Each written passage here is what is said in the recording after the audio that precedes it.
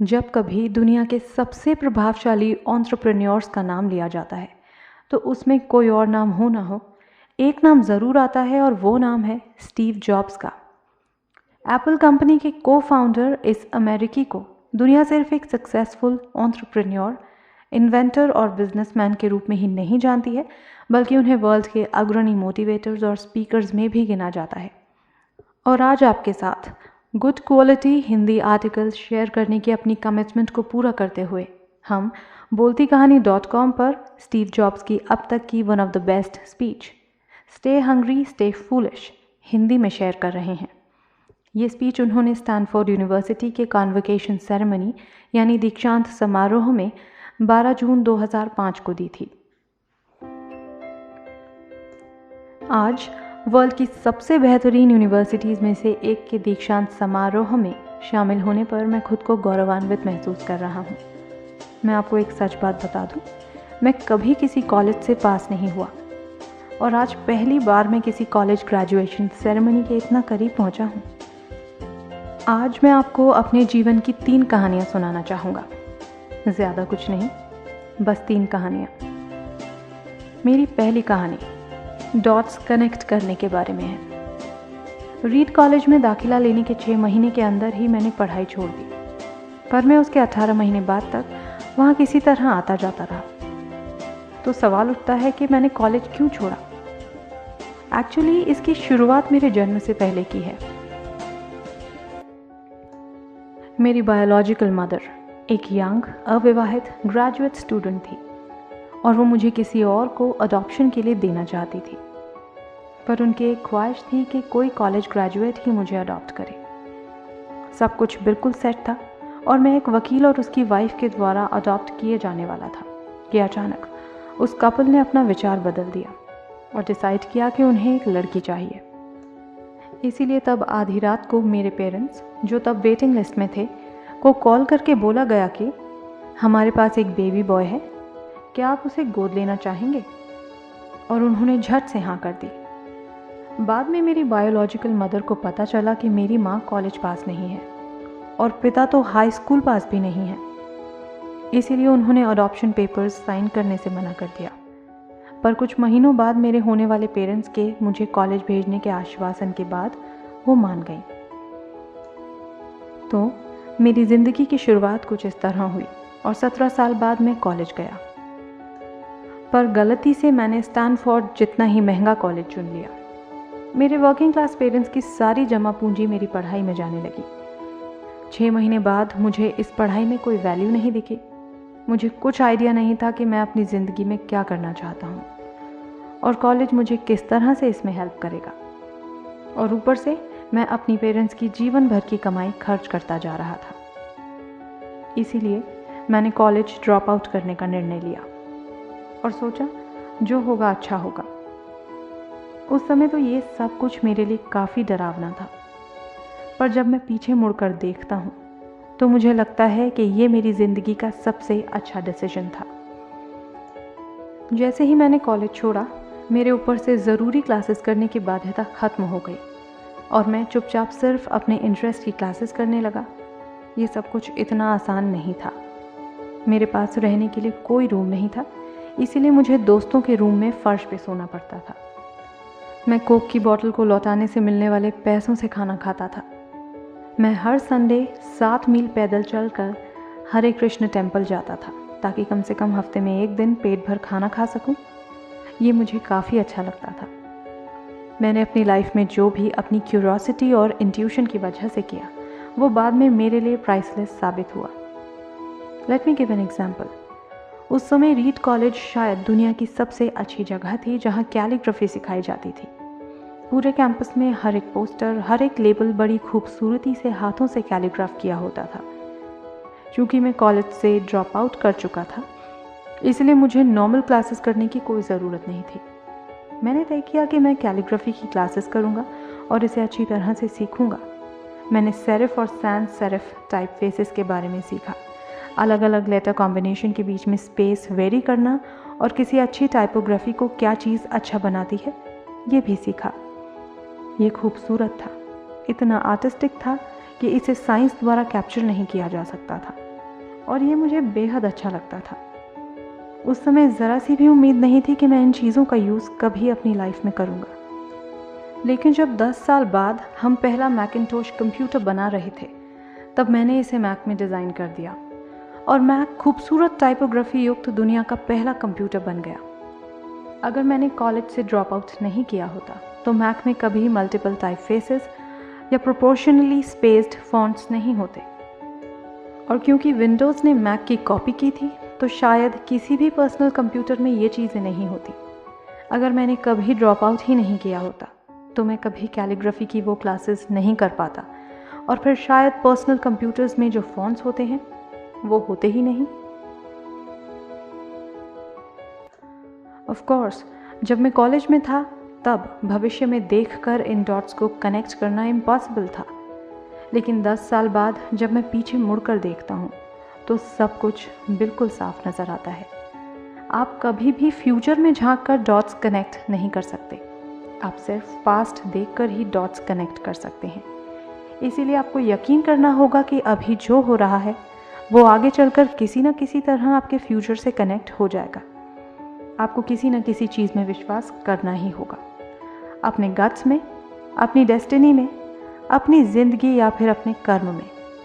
किसी न किसी चीज़ में विश्वास करना ही होगा, क्योंकि इस बात में बिलीव करना कि आगे चलकर डॉट्स कनेक्ट होंगे आपको अपने दिल की आवाज़ सुनने की हिम्मत देगा, तब भी जब आप बिल्कुल अलग रास्ते पर चल रहे होंगे। And that will make the difference. मेरी दूसरी कहानी लव और लॉस के बारे में है। मैं जिस चीज़ को चाहता था वो मुझे जल्दी ही मिल गई। मैंने अपने पेरेंट्स के गराज से एप्पल शुरू की, तब मैं 20 साल का था। हमने बहुत मेहनत की और 10 साल में एप्पल 2 लोगों से बढ़कर $2 बिलियन और 4000 लोगों की कंपनी हो गई। हमने अभी 1 साल पहले ही अपनी फाइनेस्ट क्रिएशन मैकिंटोश रिलीज़ की। मैं 30 का हो गया था और मुझे कंपनी से फायर कर दिया गया। आप अपनी बनाई हुई कंपनी से फायर कैसे हो सकते हैं? वेल, जैसे जैसे कंपनी ग्रो की, हमने एक ऐसे टैलेंटेड आदमी को हायर किया जिसे मैंने सोचा कि वो मेरे साथ कंपनी रन करेगा। पहले 1 साल सब कुछ ठीक ठाक चला, लेकिन फिर कंपनी के फ्यूचर विजन को लेके हम दोनों में मतभेद होने लगे। बात बोर्ड ऑफ डायरेक्टर्स तक पहुंच गई और उन लोगों ने उसका साथ दिया। सो एट 30 मुझे निकाल दिया गया, पब्लिकली निकाल दिया गया। जो मेरी पूरी अडल्ट लाइफ का फोकस था वो अब ख़त्म हो चुका था और ये बिल्कुल ही तबाह करने वाला था।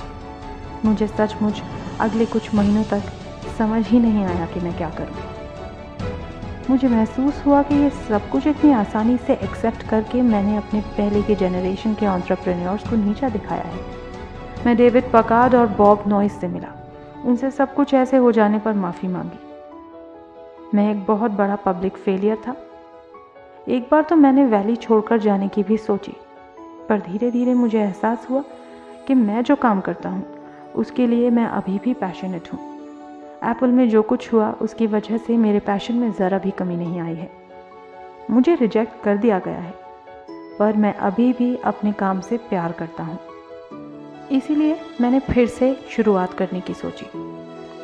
मैंने तब नहीं सोचा, पर अब मुझे लगता है कि एप्पल से फायर किया जाने से अच्छी चीज़ मेरे साथ हो ही नहीं सकती थी। सक्सेसफुल होने का बोझ अब बिगिनर होने के हल्केपन में बदल चुका था। मैं एक बार फिर खुद को बहुत फ्री महसूस कर रहा था। इस स्वच्छंदता की वजह से मैं अपनी लाइफ की सबसे क्रिएटिव पीरियड में जा पाया। अगले 5 सालों में मैंने एक कंपनी नेक्स्ट और दूसरी कंपनी पिक्सर स्टार्ट की, और इसी दौरान मेरी मुलाकात एक बहुत ही अमेजिंग लेडी से हुई जो आगे चलकर मेरी वाइफ बनी।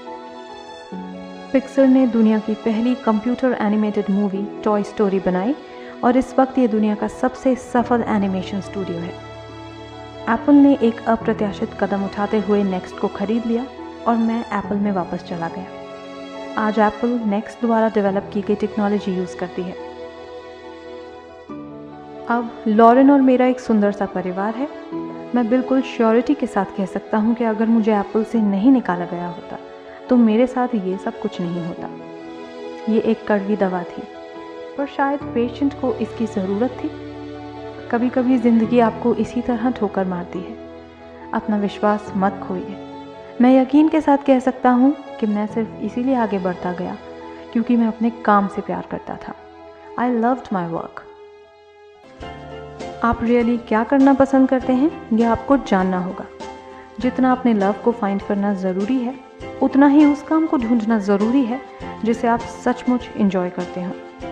आपका काम आपकी ज़िंदगी का एक बड़ा हिस्सा होगा और ट्रूली सैटिस्फाइड होने का एक ही तरीका है कि आप वो करें जिसे आप सचमुच एक बड़ा काम समझते हैं। और बड़ा काम करने का एक ही तरीका है कि आप वो करें जो करना आप इंजॉय करते हैं। यदि आपको अभी तक वो काम नहीं मिला है तो आप रुकिए मत, उसे खोजते रहिए। जैसा कि दिल से जुड़ी हर चीज़ में होता है, वो जब आपको मिलेगा तब आपको पता चल जाएगा। और जैसा कि किसी अच्छी रिलेशनशिप में होता है, वो समय के साथ साथ और अच्छा होता जाएगा।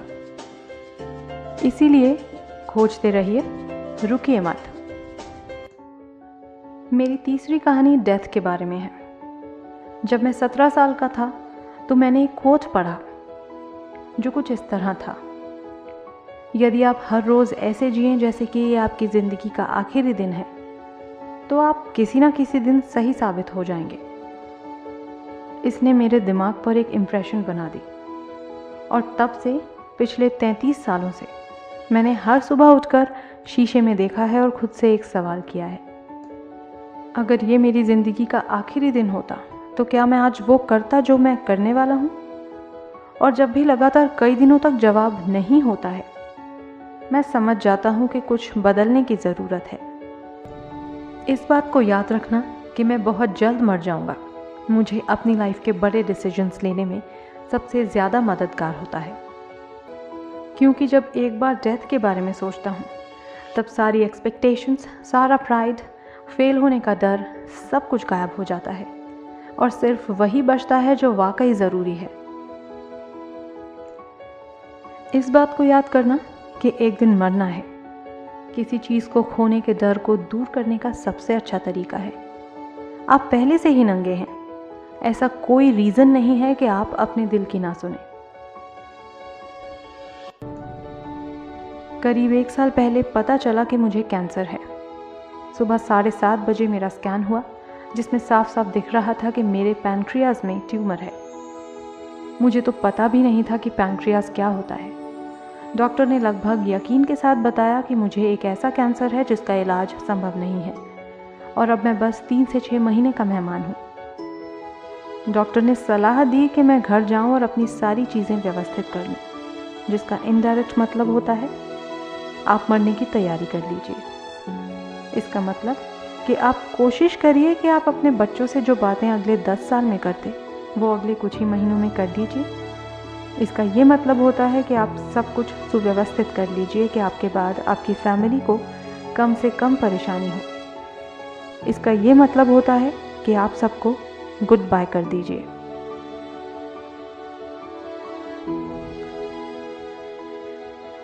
मैंने इस डायग्नोसिस के साथ पूरा दिन बिता दिया। फिर शाम को मेरी बायोप्सी हुई, जहां मेरे गले के रास्ते पेट से होते हुए मेरी इंटेस्टाइन में एक एंडोस्कोप डाला गया और एक सुई से ट्यूमर से कुछ सेल्स निकाले गए। मैं तो बेहोश था, पर मेरी वाइफ जो वहाँ मौजूद थी उसने बताया कि जब डॉक्टर ने माइक्रोस्कोप से मेरे सेल्स देखे तो वो रो पड़ा। दरअसल सेल्स देखकर डॉक्टर समझ गया कि मुझे एक बहुत ही दुर्लभ प्रकार का पैनक्रियाटिक कैंसर है जो सर्जरी से ठीक हो सकता है। मेरी सर्जरी हुई और सौभाग्य से अब मैं ठीक हूँ। मौत के इतना करीब मैं इससे पहले कभी नहीं पहुंचा और उम्मीद करता हूं कि अगले कुछ दशकों तक पहुंचूं भी नहीं। ये सब देखने के बाद मैं और भी विश्वास के साथ कह सकता हूं कि डेथ एक यूजफुल बट इंटेलेक्चुअल कॉन्सेप्ट है। कोई मरना नहीं चाहता है, यहाँ तक कि जो लोग स्वर्ग जाना चाहते हैं वो भी। फिर भी मौत वो मंजिल है जिसे हम सब शेयर करते हैं। आज तक इससे कोई बचा नहीं और ऐसा ही होना चाहिए, क्योंकि शायद मौत ही इस जिंदगी का सबसे बड़ा आविष्कार है। ये जिंदगी को बदलती है, पुराने को हटाकर नए का रास्ता खोलती है और इस समय नए आप हैं, पर ज़्यादा नहीं, कुछ ही दिन में आप भी पुराने हो जाएंगे और रास्ते से साफ हो जाएंगे। इतना ड्रामेटिक होने के लिए माफ़ी चाहता हूँ, पर यह सच है। आपका समय सीमित है, इसीलिए इसे किसी और की ज़िंदगी जीकर व्यर्थ मत कीजिए। बेकार की सोच में मत फंसिए। अपनी ज़िंदगी को दूसरों के हिसाब से मत चलाइए। औरों के विचारों के शोर में अपनी अंदर की आवाज़ को, अपने इंट्यूशन को मत डूबने दीजिए। वे पहले से ही जानते हैं कि तुम सच में क्या बनना चाहते हो। जब मैं छोटा था तब एक अद्भुत publication the Whole Earth Catalog हुआ करता था, जो मेरी जनरेशन्स की बाइबल्स में से एक था। इसे स्टुअर्ट ब्रांड नाम के एक व्यक्ति, जो यहाँ मेलन पार्क से ज़्यादा दूर नहीं रहता था, और उसने इसे अपना पोइटिक टच देके बड़ा ही जीवंत बना दिया था।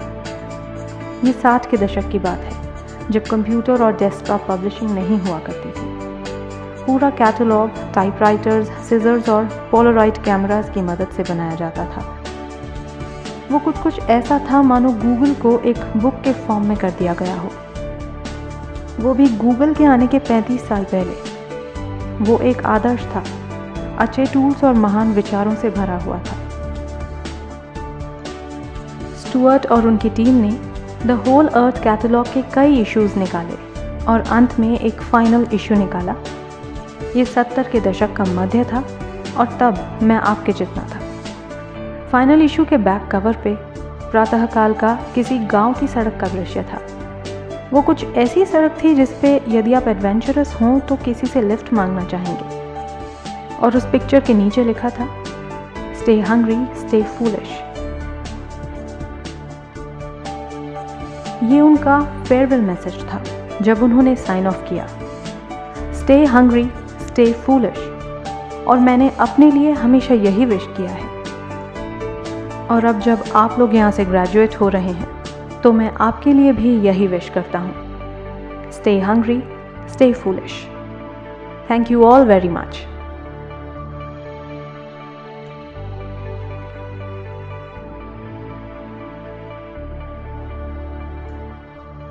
The great Steve Jobs died on 5th October 2011 after a years-long battle with pancreatic cancer. Such great men are born once in a century, and they have nowhere to go but to heaven.